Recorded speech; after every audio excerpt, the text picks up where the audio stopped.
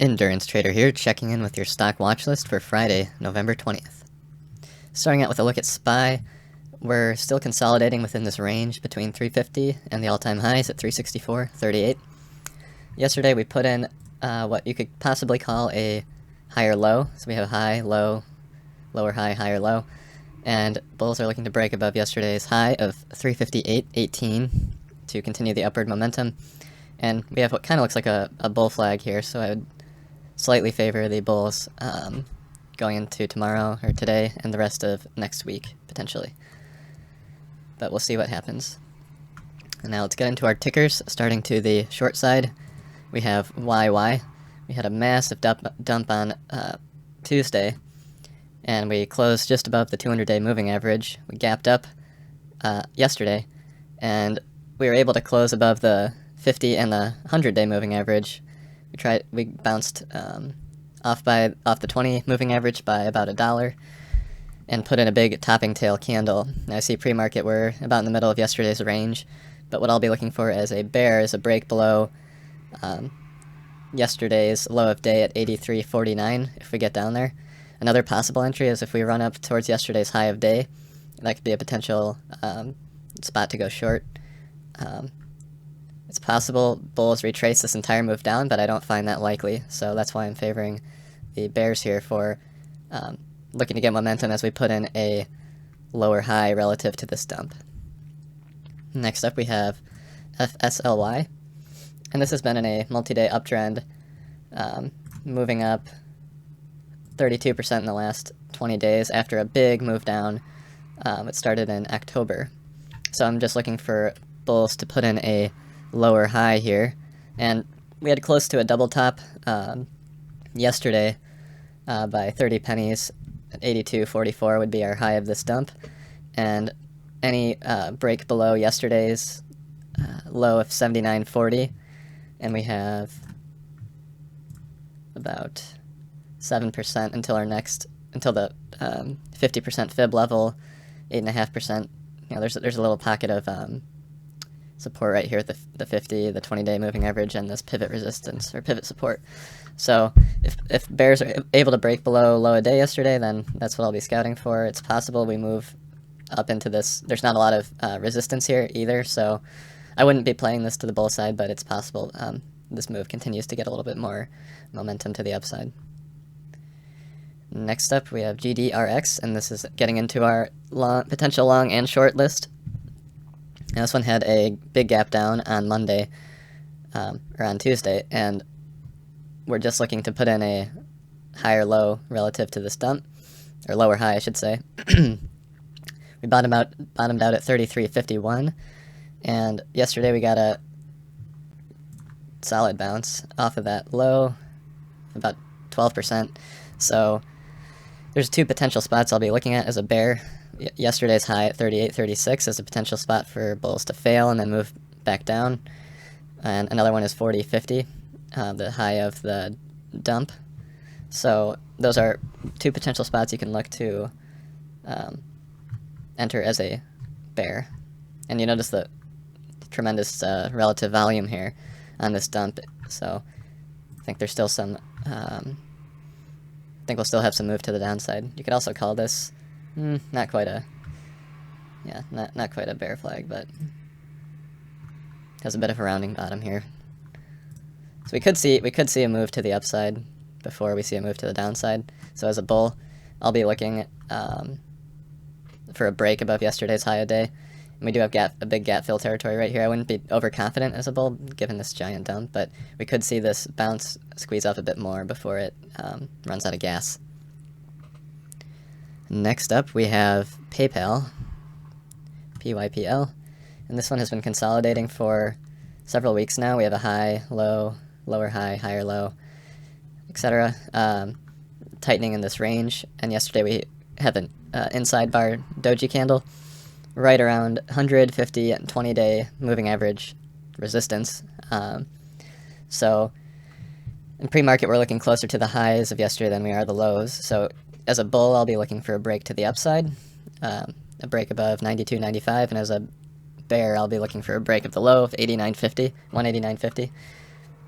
And in either case, I'd expect a decent amount of follow-through given the length of time we've been consolidating. Should see a pretty big momentum either way. We have a 3% pocket to the downside.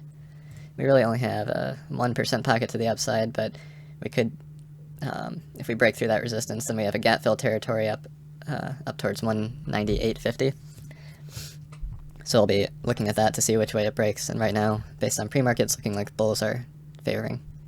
Next up, SPCE. We've been in a multi-day, multi-week uptrend, and we're hitting the high of this pivot resistance here at 24.48. We put in a double top by, 24.37. We put in a double top by 3 pennies, and pre-market we are hanging just above that level. So what I'll be looking for, and right now I'd be favoring the bulls given where we are pre-market.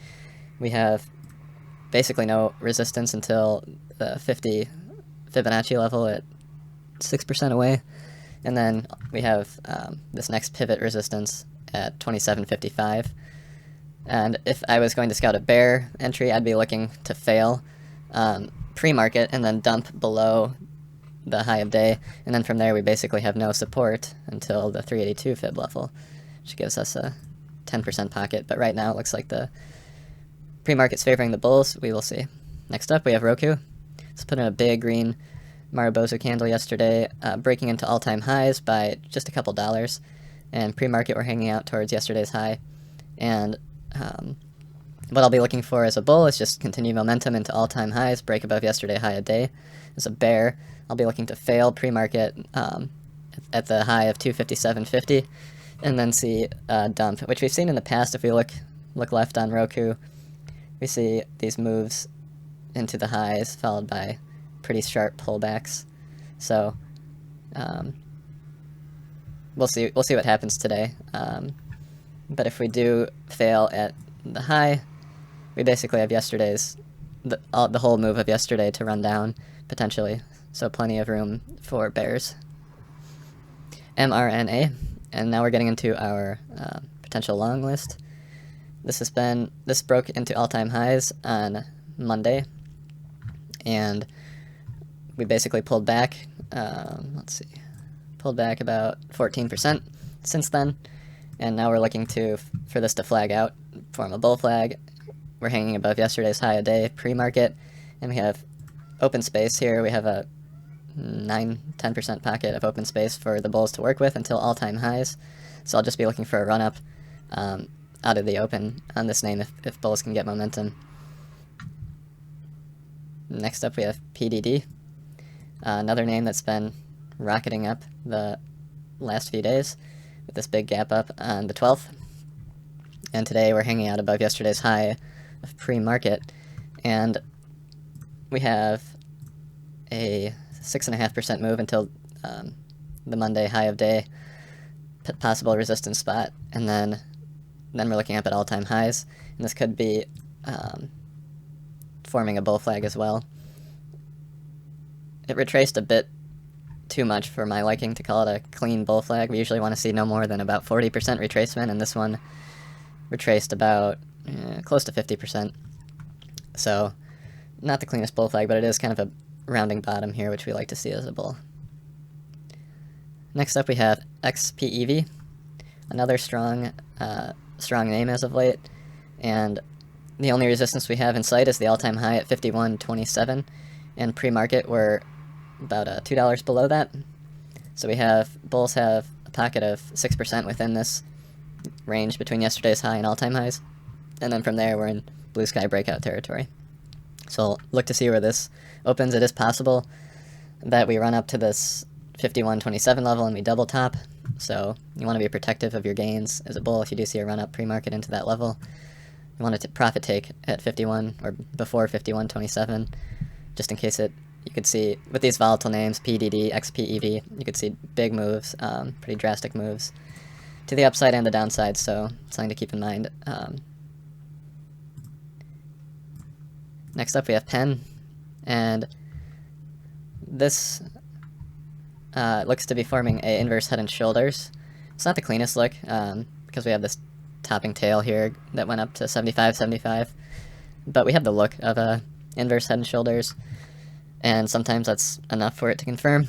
The neckline here I put in at about $72, but we'll see where that, if we break today, if we break yesterday's high of 70.72, and we've already done so pre-market, we have 7% to move within this pocket, and we would confirm, if we break above that, we would confirm this inverse head and shoulders, and then we'd look up to all-time highs at 76.72. So I just like the amount of space we have within here, with not a whole lot of resistance for bulls to work with. Next up, we have TWLO. And this was one we were actually scouting to the short side yesterday, and I traded it, and because I was looking for a break below this 50 moving average, I got a bit overly aggressive. And as you can see yesterday, let's look at the 1 minute. Yeah, I traded this out of the open, seeing this dump, and I should have waited for this 50 moving average to break, but I got a bit aggressive, shorted here, trade didn't work out, and then let's put on VWAP. As we consolidated here around the high of day, I looked for a potential entry spot, went long, and made back a lot of my profits on this move up.